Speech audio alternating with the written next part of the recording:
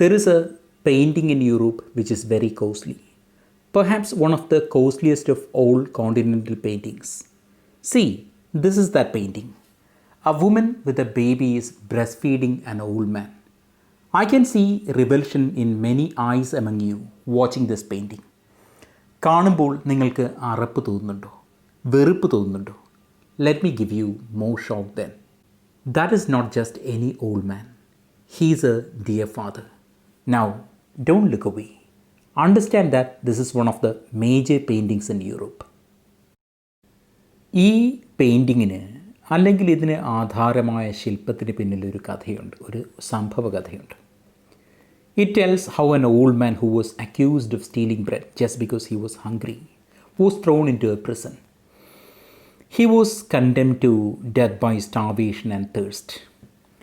അധികാരികളുടെ കാല് പിടിച്ചാണ് ഒടുവിൽ അദ്ദേഹത്തിൻ്റെ മകൾ ദിവസവും അദ്ദേഹത്തിനെ പോയി കാണാനുള്ള അനുവാദം വാങ്ങിക്കുന്നത്.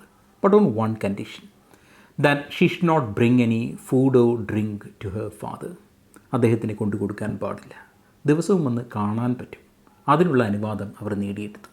ആ മകൾ ഏതാണ്ട് 6 മാസം കഴിഞ്ഞിട്ടും അദ്ദേഹം ഇങ്ങനെ ആ വയസ്സായ മനുഷ്യനിങ്ങനെ പട്ടിണി കിടക്കുകയാണ്. അദ്ദേഹത്തിനങ്ങനെ കാര്യമായ കുഴപ്പങ്ങളൊന്നുമില്ല, അദ്ദേഹം മരിക്കുന്നില്ല. അധികാരികൾക്ക് സംശയമായി. അപ്പോൾ ദിവസവും വന്ന് കണ്ടുകൊണ്ടിരുന്ന മകളെ തടഞ്ഞു നിർത്തി അവർ കൂടുതൽ ശ്രദ്ധയോടെ പരിശോധിച്ചു. അവർ ആഹാരം കൊണ്ടു കൊടുക്കുന്നുണ്ടോ, വല്ലതും അച്ഛനെ രഹസ്യമായി കൊണ്ടുവരുന്നുണ്ടോ? ഇല്ല. അവർ സംശയം തീർക്കാനായി അച്ഛൻ്റെയും മകളുടെയും കൂടിക്കാഴ്ച പരമരഹസ്യമായി ഇങ്ങനെ വീക്ഷിച്ചു. അപ്പോഴാണ് അവർ ആ കാഴ്ച കണ്ടത്. Something that stunt dum. That daughter, after making sure nobody was around, bared her breast and offered milk to her father, her dying father. ഈ ഒരു കാര്യം നമ്മുടെ നാട്ടിലാണ് നടന്നതെങ്കിൽ എന്തൊക്കെ പുകിലുണ്ടാവുമായിരുന്നു. പിന്നെ സാമൂഹ്യ വിചാരണകളാണ് അല്ലേ. പട്ടിണി കിടന്ന് ചത്താലും അയാൾ, ആ അച്ഛൻ, മകളുടെ മുല കുടിക്കാൻ പാടില്ലായിരുന്നു. അവൾക്ക് എന്തിൻ്റെ തകരാറാണ്? അവൾക്ക് പോയി ചത്തൂടെ, നമ്മൾ ചോദിക്കും. And let us see how that country in Europe responds to this sight. The authorities were so moved by this act of love and sacrifice by this daughter that they immediately set the old man free. വെറുതെ വിട്ടു. And this incident became a legend later. Elena Shvarts എന്ന Russian കവിയുടെ ഈ കവിതയൊന്ന് കേട്ടു നോക്കൂ. കവിതയുടെ പേര് Remembrance of Strange Hospitality.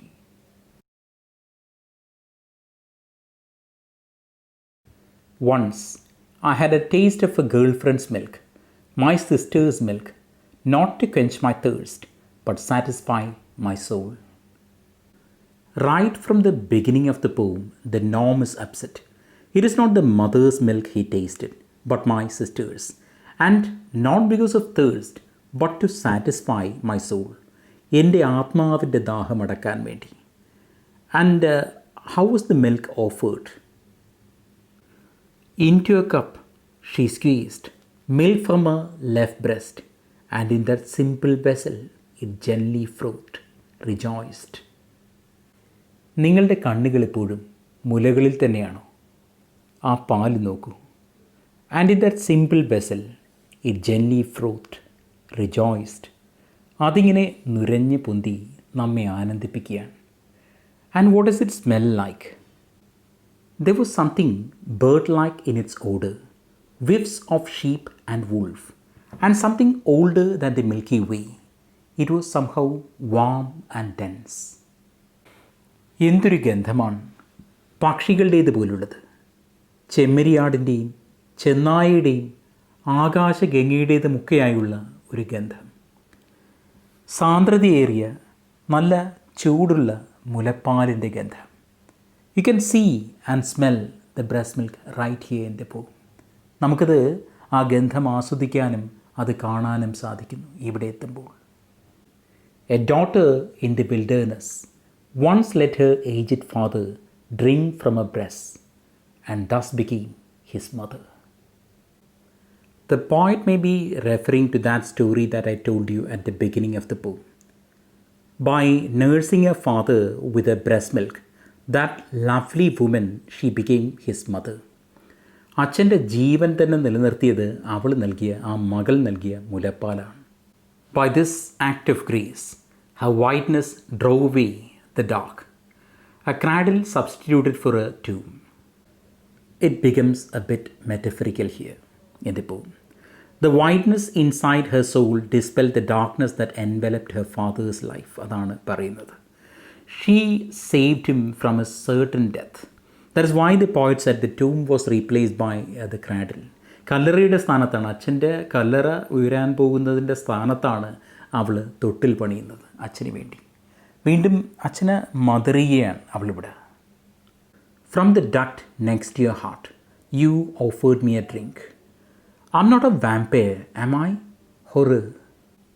നിൻ്റെ ഹൃദയത്തിൻ്റെ സമീപത്ത് നിന്നാണ് ആ മുലപ്പാലൊഴുകി എൻ്റെ ദാഹം അകറ്റുന്നത്. Maybe the poet is referring to some personal experience of she nursing somebody back to life. And there is nothing horrifying in that situation. The poet makes it very, very clear. It frothed and tinkled, warm and sweet, soft, everlasting, crowding time back in a corner. There is only milk which is warm and sweet, soft and everlasting, pushing even time to a remote corner. കാലത്തിന് പോലും അതീതമായ സ്നേഹം, അതാണ് കവിതയിലെ ആ മുലപ്പാൽ. Everything else is peripheral or just plain insignificant. A last word, take this as a parting shot. ആ സംഭവിച്ചത് അതൊരു ജീവിതമാണ്, ഒരു ജീവിത സാഹചര്യമാണ്. അതൊരു ചിത്രമാവുമ്പോൾ അല്ലെങ്കിൽ ഒരു ശില്പമാവുമ്പോൾ ദാറ്റ് ബിക്കംസ് ആർട്ട്. പക്ഷേ ആ ചെയ്തവർ ആ ചെയ്തതിനെ നമ്മുടെ മുന്നിൽ അവതരിപ്പിക്കുമ്പോൾ അത് it can be in the form of A selfie video or A selfie picture. That becomes A political statement. So there is life, there is art, and there is politics.